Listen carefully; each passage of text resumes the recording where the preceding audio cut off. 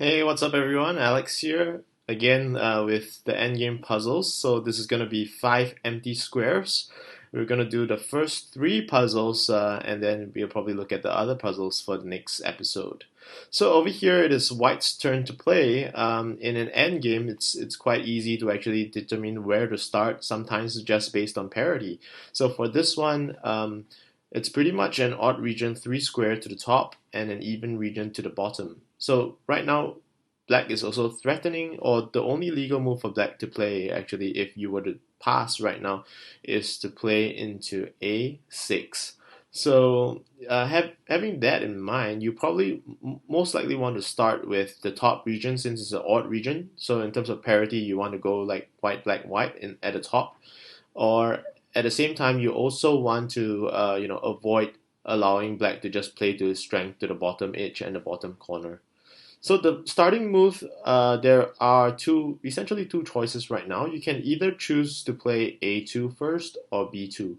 So the difference between A2 and B2 is that A2 kind of nullifies the opponent's A6 move and only gives the B2 move. So A2, B2, A1. Thereafter, it's kind of like a hyper even number theory at the bottom, whereby your opponent is forced to pass, but you also lose parity in the process. So if you count out that sequence, the best possible sequence over there is you have 17 white discs right now, 17, 18, 19, 20, 21. And when black plays B2, that leaves you at 20. And when you play this, you get 1, 2, 3, 4 down the diagonal. So you have 24 discs, and the best move that you can probably play following that sequence when black passes is to get 24 plus 1, 2, 3, 4, 5, 6, 7, 8. So that gives you 32 with one last move for black to flip 3 discs. So either way, you would lose in that sequence. So obviously, the first move to start with is definitely B2 just by rule of elimination. So when you play B2, you realize that your opponent only has one choice but to play A6. And since your opponent has played a6, you're left with two choices. So do you want to play a7 first, or do you want to play a2? So if you analyze both moves, if you were to play a7 first, there would be a pass in move because black does not have any access to any of these moves. And of course, you'll be forced to play a2 after, whereby black, using the lower left corner, would be able to sweep down the row of discs. So if you analyze the sequence in terms of a7 followed by a pass, a2, and then finally black play a1, the difference here is black would have this entire row. However, if you were to play a2 first over here and you feed the corner, you realize that black is not able to control the entire row. The difference is one disc over here. You get to keep a7 disc. So yeah, definitely we'll start with a2, and finally when black takes it, you just play the last option to maximize your disc. And over here you win with a narrow margin of 33 to 31. So yeah, that's essentially the first puzzle for the five empty squares. Let's move on to the next one. Okay, let's take a look over here. Over here, it is White's turn to play again. So over here, even though we mentioned about parity earlier, there are three squares to the top and two squares to the bottom. You may not want to start off in the odd region.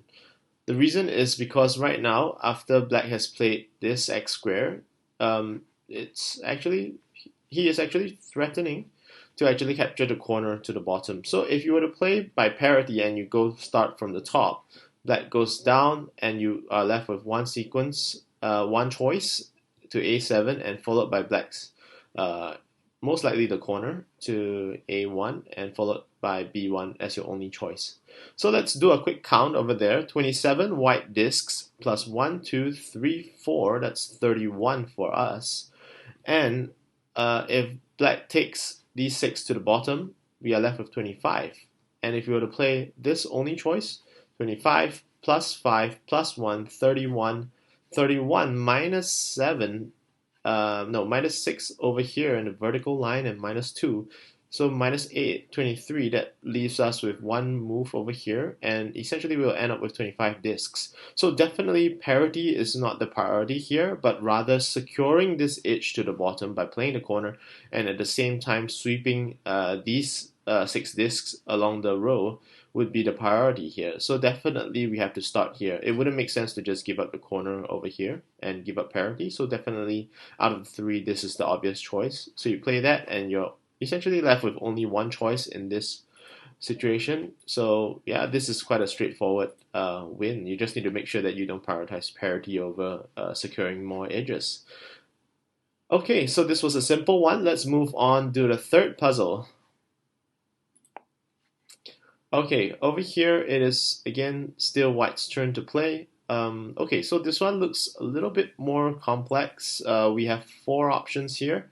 Um, I think the natural response after your opponent plays g2 is to consider playing the corner here, but that should not be the best move because black would be able to wedge into h6 and have one more spare move over here to the corner. So intuitively that doesn't make sense. And of course, another option you might have is to give up the corner, which is probably not the best choice over here because you allow black to build up an edge. So instead, it seems like the best move, okay, you probably wouldn't want to play b7 either because it just gives an easy b8 to black. So I think over here, the best option that you can have is to play like a kind of like a swindle or a pocket swindle, is to try to get 2 consecutive moves within an area. So over here, in the bottom left, you have 2 squares, and if you realize if you are white and if you played b8, black would essentially be left with no choice but to either respond to the corner or to take this h6 and give up this move over here. So this definitely protects more discs and gives you a more natural sequence. White, if black takes the corner, you get the wedge, and at the same time you're in control of this entire row. So there's no way black can actually take back any excess because this entire diagonal is white. So clearly, white would probably start with b8. So you realize that black has no choice but to give up this edge in order to chase for that excess because he wanted to grab this disc. So over here, naturally, we'll respond by protecting our edge, taking the corner, securing these discs. And when black plays the last move over here and chases for the excess, you can play the last move, 30 plus 4, you get 34 white discs with a win. So I think the puzzles were fairly simple for these ones. So let's go for one more before we close off the session today.